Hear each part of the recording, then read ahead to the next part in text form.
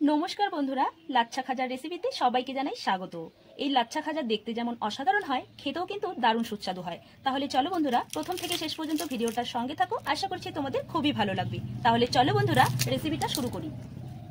আজকের খাজাগুলো বানানোর জন্য আমি 2 বাটি ময়দা নিয়ে নেব। ময়দাগুলো খুব ভালো করে আমি ছেঁকে নিয়েছি। একটা বাটির মাপ করে নিচ্ছি, তাহলে মাপটা সুবিধা হবে। সামান্য একটু লবণ দিয়ে দিচ্ছি। এবার খুব ভালো করে মিশিয়ে নেব লবণের সঙ্গে ময়দা। অল্প অল্প জল দিয়ে এবার একটা ডো বানিয়ে নেব। একবারে জলটা দেওয়া যাবে না। রুটি বানানোর জন্য যেরকম ডোটা আমাদের লাগে ঠিক সেরকমই ডোটা রেডি করে নেব। মেখে একটা ডো রেডি করে নিয়েছি, আর ডোটা ঠিক এরকম সফট করে মেখে নিতে হবে। তোমরা চাইলে কিন্তু ডোটাকে একটু রেস্টেও রেখে দিতে পারো। যেহেতু আমি এখনই করব, তার জন্য আমি লেচিগুলোকে কেটে নেব। মোট আমার 6টা লেচি হয়েছে। একটা বাটিতে আমি সাদা তেল নিয়েছি, এখানে 4 চামচ তেল আছে। এর মধ্যে আমি দিয়ে দেব 2 চামচ কর্নফ্লাওয়ার, দিয়ে ভালো করে গুলিয়ে নেব। এখানে আমি তেল ব্যবহার করছি, তোমরা চাইলে কিন্তু তেলের বদলে ঘিও ব্যবহার করতে পারো। খুব ভালো করে আমি গুলিয়ে নিয়েছি। এবার একটু ময়দা ছড়িয়ে নিচ্ছি, একটা লেচি নিয়ে নিচ্ছি। এবার রুটির আকারে বেলে নেব। রুটিটাকে বেলে নিয়েছি, আর ঠিক রুটিটা এরকম ভাবে কিন্তু বেলে নিতে হবে। এই যে দেখো, খুব বেশি মোটা না, আবার খুব বেশি পাতলা না। দেখে নিশ্চয়ই বন্ধুরা তোমরা বুঝতেই পারছো। ঠিক এভাবে করেই আমি সবগুলো লেচি রুটির মতো করে বেলে নেব।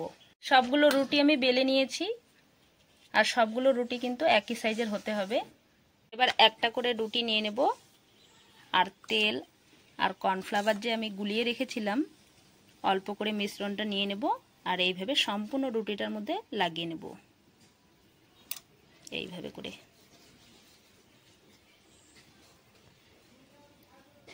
এর উপর দিয়ে আর একটা রুটি দিয়ে দেব।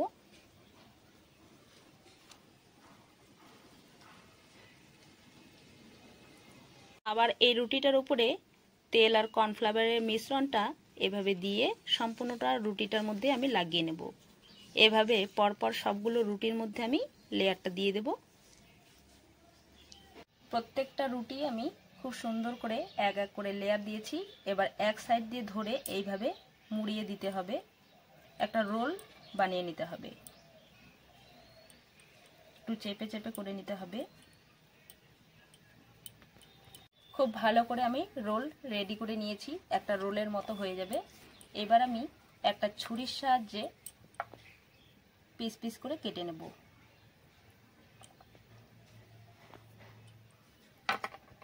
একই সাইজের করে কেটে নেব সুন্দর করে। এবার একটা করে লেচি নিয়ে নেব, আর এক সাইডটা কিন্তু এইভাবে বন্ধ করে দিতে হবে। এইভাবে বন্ধ করে দিয়েছি। এই যে দেখো, প্রত্যেকটা লেচি আমি এইভাবে করে করে নেব।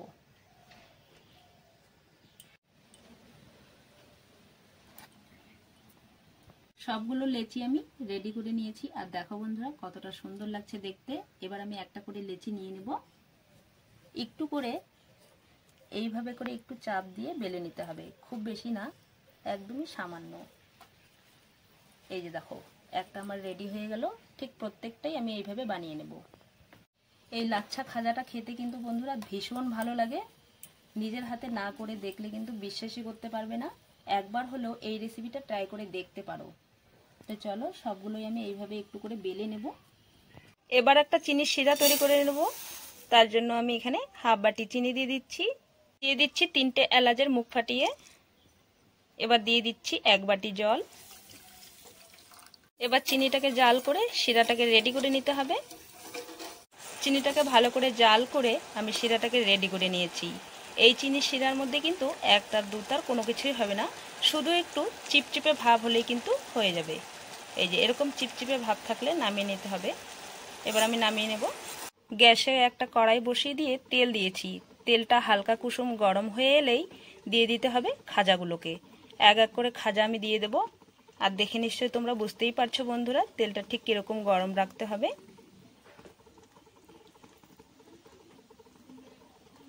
এবার খাজাগুলোর উপরে এভাবে করে খুন্তির সাহায্যে তেল দিয়ে দিতে হবে, তাহলে খাজার থেকে লেয়ারগুলো খুব সুন্দর করে ছেড়ে দেবে আর দেখতেও খুব সুন্দর লাগবে, আর খাজা কিন্তু খেতেও খুব ভালো লাগবে।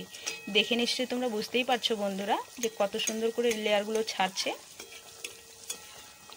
এইভাবে করেই ভেজে নিতে হবে। খাজাগুলোকে উল্টে পাল্টে খুব সুন্দর কালার করে ভেজে নিয়েছি। তোমরা চাইলে এর থেকে বেশি কালার করেও ভেজে নিতে পারো। তো চলো, আমার এই খাজাগুলো ভাজা হয়ে গেছে, নামিয়ে নিই। ঠিক বাকি খাজাগুলোকেও একই রকম করে ভেজে নেব।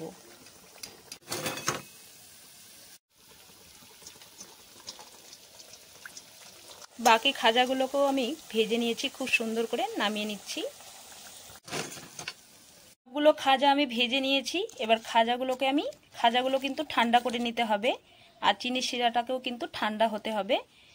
এবার আমি চিনির শিরার মধ্যে দিয়ে দিচ্ছি খাজাগুলোকে, দিয়ে একটু উল্টে পাল্টে খুব সুন্দর করে চিনির শিরা একটু ভরে নিতে হবে। উল্টে পাল্টে খুব সুন্দর করে চিনির শিরা ভরে নিয়েছি। এগুলোকে তুলে নেব। বাদবাকিগুলোকেও আমি ঠিক একইভাবে চিনির শিরায় চুবিয়ে নেব। এবার একটা প্লেটে রেখে দেব। খাজাগুলোকে আরও লোভনীয় করে তুলতে দিয়ে দিচ্ছি বাদাম কুচি। এখানে আমি পেস্তা কুচি নিয়েছি, দেখতে খুব সুন্দর লাগবে। আর দিয়ে দিচ্ছি কাঠবাদাম কুচি।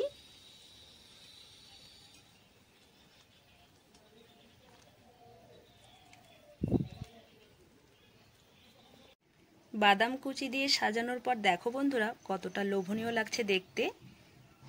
আর এই খাজা দেখতে যতটা সুন্দর, খেতেও কিন্তু অসাধারণ হয়। তাহলে চলো বন্ধুরা, তোমাদেরকে একটা খাজা আমি ভেঙে দেখিয়ে দিই যে কতটা সুন্দর হয়। চলো বন্ধুরা, তোমাদেরকে একটা খাজা আমি দেখিয়ে দিচ্ছি যে কতটা মুচমুচে হয় আর কতটা রসালো হয়।